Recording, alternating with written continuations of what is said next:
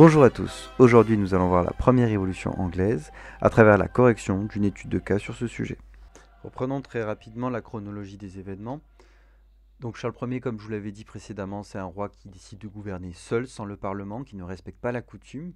La rupture entre Parlement et roi va prendre tellement d'ampleur que le roi déclare le Parlement comme rebelle, et donc ça va ouvrir la guerre. Il déclare le Parlement comme ennemi du peuple, sauf que le Parlement, comme je vous l'avais dit, il est composé des plus grands seigneurs du royaume et aussi de tout ce réseau de seigneurs qui vont avoir de l'influence sur toutes les comtés, sur toutes les villes. Donc forcément, ils ont à leur disposition une grande clientèle, c'est-à-dire beaucoup d'hommes qui peuvent entrer en guerre pour eux. Et donc de 1642 à 1649, c'est la première révolution anglaise ou la guerre civile, ça porte plusieurs noms selon le point de vue. Il faut se rendre compte d'une chose, c'est que l'Angleterre et la France, ce sont deux pays qui sont très proches, ce sont deux pays qui sont en interaction continue, et ce depuis des siècles. Et donc le modèle de l'un va influencer l'autre. Donc on le verra en dernier chapitre que cette expérience anglaise a influé beaucoup sur la France, mais l'inverse est vrai aussi. Et l'absolutisme qui se développe en France va donner des envies, et c'est le cas de Charles Ier, qui va essayer lui aussi de développer un absolutisme en Angleterre. Le Parlement décide donc de former une armée pour détrôner Charles Ier, la New Model Army, qui est composée principalement de soldats de métier, qui sont motivés par des convictions politiques et religieuses. En face, on a donc des royalistes qui soutiennent le roi, et l'armée de Charles Ier, elle est principalement composée de mercenaires. La première question est de demander tout simplement de voir ce que nous montraient ces cartes sur l'évolution du conflit et du rapport de force entre les forces militaires du roi, de Charles Ier, et les forces militaires du Parlement. On se rend compte que dans un premier temps, les royalistes tiennent une grande partie du territoire du pays, et ils vont même avoir des victoires qui font que leur territoire va s'étendre. Rappelez-vous ce que je vous avais dit en introduction, ce contexte d'un royaume qui domine d'autres royaumes, à savoir l'Écosse et l'Irlande, va favoriser la prise de parti de l'Écosse ou de l'Irlande pour tel ou tel belligérant dans le cadre d'une guerre civile comme c'est ici le cas. Pour formuler ça simplement, les Écossais vont prendre parti pour l'armée des parlementaires, puisque ces derniers vont aller voir les Écossais, ils vont leur dire, bon écoutez, on a besoin de notre aide, aidez-nous à vaincre Charles Ier, et en échange, on va mettre en place l'acceptation de la version religieuse du protestantisme qu'ont les Écossais, c'est-à-dire le presbytarisme. C'est-à-dire que dans le presbytarisme, il n'y a pas de hiérarchie. Il n'y a pas de hiérarchie d'église, il n'y a pas d'archevêque comme c'est le cas dans l'anglicanisme qui est en place dans le royaume d'Angleterre. Et donc il y a une liberté, une autonomie d'église. Les Écossais, ils acceptent de rejoindre les parlementaires en échange de cette assurance d'un respect de leur religion sur tout le territoire. Finalement, on peut le voir, donc ça se déroule en 1643, et donc c'est pour ça qu'en 1644, on se rend compte que tous les territoires du Nord frontaliers avec l'Écosse ont été pris par les armées parlementaires. Et bien c'est pas un hasard, ce sont toutes les troupes écossaises qui finalement se sont emparées des terres royalistes au sud de leur pays. Et finalement l'alliance entre les Écossais et les parlementaires va mettre un peu fin au conflit puisque le rapport de force n'est plus égal et que les royalistes se retrouvent en infériorité numérique. Un autre élément qu'on pourrait prendre en compte, c'est qu'un soldat qui se bat par conviction se battra toujours mieux et ne se rendra pas, n'ira pas fuir, ou du moins beaucoup moins rapidement qu'un soldat qui se bat simplement pour de l'argent. D'autre part, les mercenaires, ils ont souvent un manque de respect envers les populations.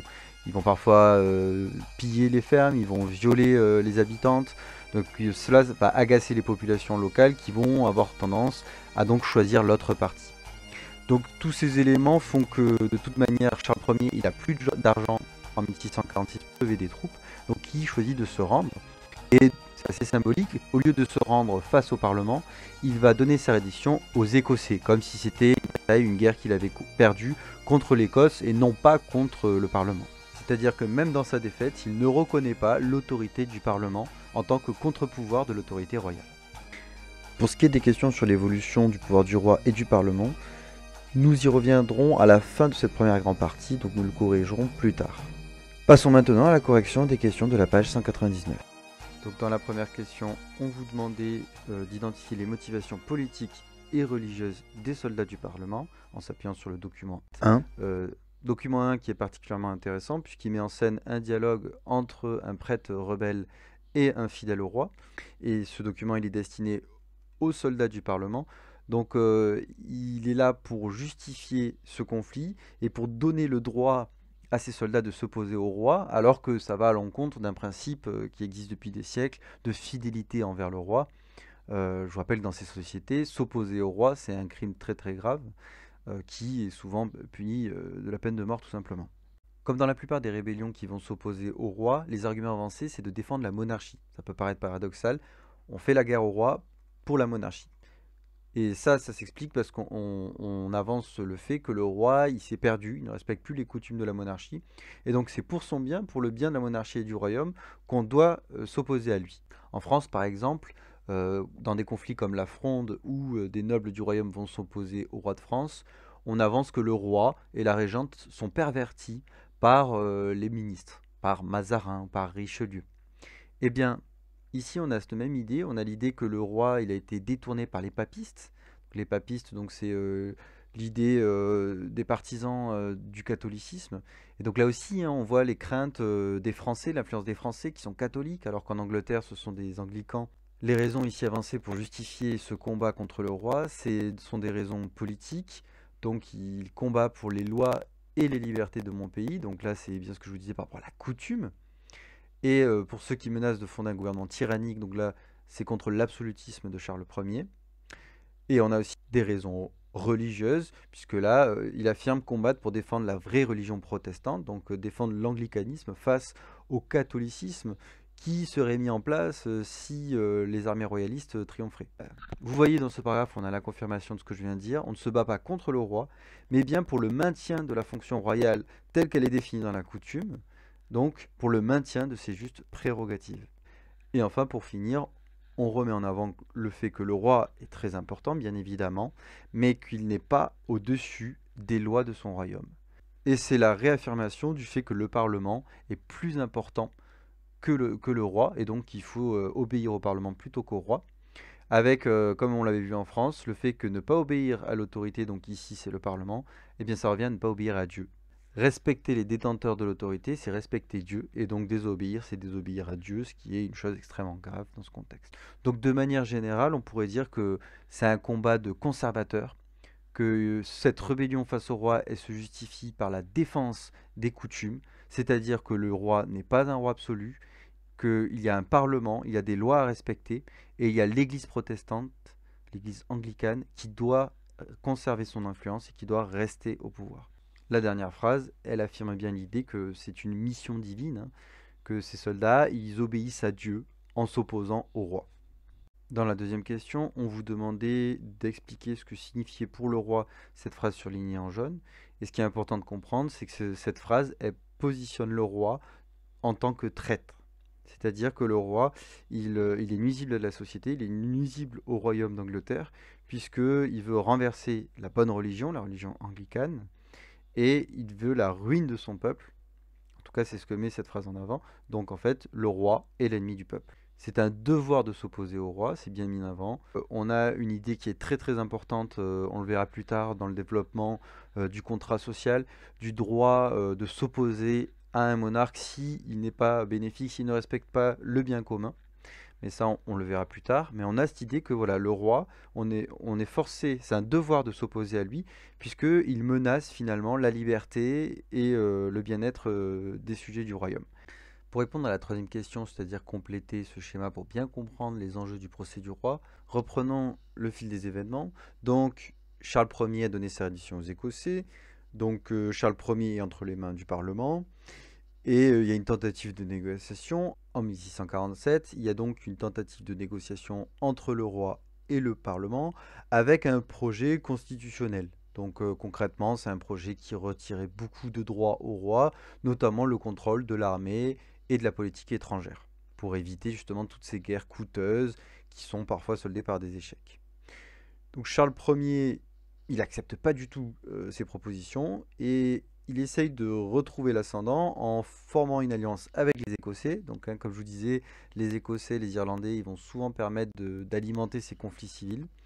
Et donc, il va envahir l'Angleterre depuis l'Écosse en 1648, mais le conflit va durer beaucoup moins longtemps puisque dès le mois d'août, donc quelques mois après, il y a Cromwell qui va battre Charles Ier. Donc Cromwell, c'est un puritaniste qui mène l'armée des parlementaires et qui va être de plus en plus influent, comme on va le voir. Donc le Parlement, il se rend bien compte que malgré la première victoire sur Charles Ier n'est toujours pas disposé à coopérer avec le Parlement, à accepter de partager un peu son pouvoir. Donc on va mettre en place un procès pour haute trahison. Et c'est donc ce qu'on va étudier et essayer de comprendre ici.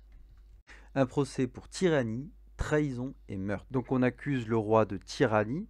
Alors la tyrannie, c'est tout simplement sa volonté d'absolutisme qu'il a déployée en manquant de coopération avec le Parlement, en ne respectant pas la coutume. On l'accuse aussi de trahison, puisque comme on l'avait vu avec l'argumentation dans le texte précédent, on accuse le roi de trahir le peuple en provoquant la ruine de ses sujets, notamment avec ses impositions, ses guerres et ses échecs militaires. Mais surtout, la plus grande trahison qui est mise en avant, c'est la trahison envers l'Église anglicane, avec la peur de l'arrivée du catholicisme. On l'accuse de meurtre pour avoir refusé de coopérer après sa reddition en 1646 et donc d'avoir causé un nouveau conflit en impliquant les Écossais, ce qui a provoqué de nombreuses morts. Alors, outre le roi qui est présent ici, vous pouvez remarquer donc les juges qui, comme on vous le spécifie dans la légende, sont composés à la fois des députés, qui sont donc opposés au roi, puisqu'ils n'arrivent pas à parler avec le roi depuis un moment, et surtout d'officiers de l'armée du Parlement. Donc forcément, il y a un parti pris conséquent de leur part, puisqu'on va avoir une opposition de la part de personnes qui font la guerre au roi depuis plusieurs années, dans une guerre qui aurait, selon les estimations, tué à peu près 94 000 personnes. Donc forcément, il va y avoir du ressenti, il va y avoir une opposition assez forte. Donc ce n'est pas une cour de justice objective. Il y a un parti pris, une opposition contre le roi. Parmi les juges du roi, on trouve donc des officiers de la NMA, la New Model Army, donc l'armée du Parlement, et des députés qui sont opposés au roi. Donc on a un jugement venant de personnes qui sont de base opposées, en conflit avec le roi depuis des années. On le voit bien, le roi il a eu plusieurs opportunités de coopérer, d'accepter des négociations avec le Parlement, et il n'a jamais fait. Dans sa conception, Charles Ier, c'est un roi absolu. C'est la seule autorité légitime. Il a une autorité qui se veut divine, et il ne voit pas pourquoi il devrait accepter qu'on restreigne son pouvoir et que d'autres aient une certaine influence sur le royaume. Donc ça se voit bien dans sa défense face à ce procès, puisque finalement, il refuse de se défendre, il refuse d'argumenter, puisque selon lui, ce procès est une mascarade. Selon lui, le Parlement n'est pas légitime pour le juger, puisque selon lui, le roi est au-dessus de tous les autres. Il va plus loin que ça, puisqu'il dit qu'il a une mission divine, et il rappelle en fait les traditions, les coutumes, c'est-à-dire qu'il reprend les arguments des membres du Parlement. C'est l'idée que la monarchie, comme il le dit, hein, la monarchie c'est un système qui est en place depuis près de 1000 ans en l'occurrence, il dit. Donc il rappelle que c'est une tradition très vieille, il a une mission divine de transmettre justement la légitimité du pouvoir en tant que roi. Il rappelle bien que le roi est un élu de Dieu et qu'il est au-dessus des autres hommes et au-dessus des autres institutions, donc au-dessus des lois et au-dessus du Parlement. Donc si on suit son raisonnement, s'opposer au roi, c'est s'opposer à Dieu, et aucun autre homme ne peut le juger. Rappelez-vous, c'est pour ça qu'en 1946, lorsqu'il a donné sa reddition, il a fait non pas au Parlement, mais à l'Écosse. Pour résumer la défense du roi, le roi avance le fait qu'il est choisi par Dieu, qu'il est au-dessus des autres hommes, il est au-dessus des lois et il est au-dessus du Parlement. Donc si on suit son raisonnement, le Parlement n'a absolument pas le droit de le juger, le Parlement n'a aucune légitimité pour le faire, et plus encore, le Parlement encourt un risque de punition divine s'il s'apprête à l'exécuter. Pour la dernière question qui demandait de mettre en avant comment le peintre avait essayé de choquer le spectateur, on pouvait s'intéresser à plusieurs éléments. Donc la chronologie des événements est mise en avant par ces petites bulles, où on voit là le roi Charles Ier qui est escorté de force jusqu'à son lieu d'exécution.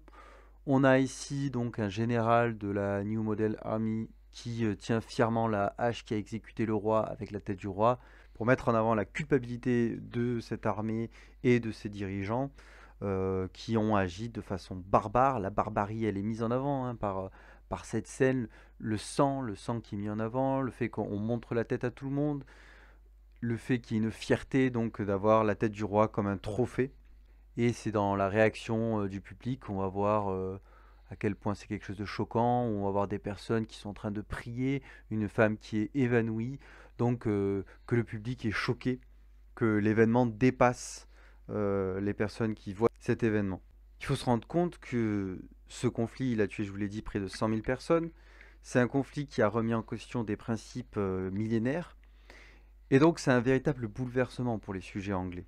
Si ce n'est pas la première fois que des seigneurs s'opposent au roi et prennent les armes pour revendiquer leurs droits, c'est bien la première fois que ces rébellions vont aussi loin, puisqu'elles aboutissent à l'exécution du roi et à l'abolition de la monarchie en Angleterre.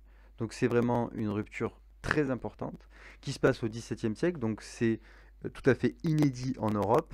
Mais pour comprendre comment on est passé d'une révolte à une révolution, il faut comprendre qu'il y a eu une montée en puissance et un échec continu et répété des négociations entre le roi et le Parlement. Donc il s'agit ici d'une réponse à la question bilan.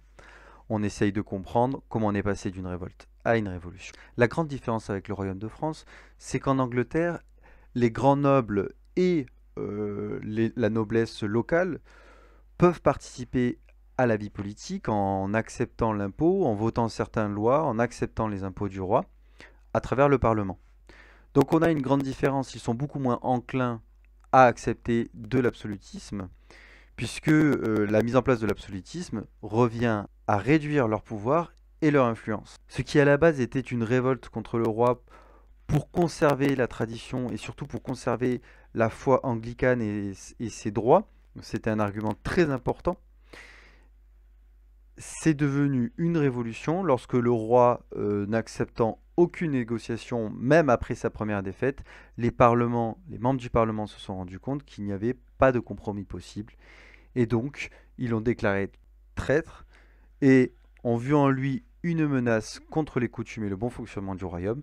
C'est donc pour ça qu'ils l'ont exécuté. Oliver Cromwell lay buried and dead. Hee-haw, buried and dead. There grew un autre processus qui s'est passé pendant ce conflit, c'est l'ascension sociale de certains membres de la New Model Army, avec notamment Oliver Cromwell, qui vont profiter de ce contexte pour avoir de plus en plus d'influence et de plus en plus de pouvoir. Et c'est ce qu'on va voir avec ce dernier, qui était le général des forces du Parlement et qui va finalement prendre le pouvoir. Mais la mise en place d'une république par Oliver Cromwell, nous le verrons donc à la prochaine séance. Je vous remercie pour votre attention et vous souhaite une bonne journée. Lie on the shelf. If you want any more, you must sing it yourself.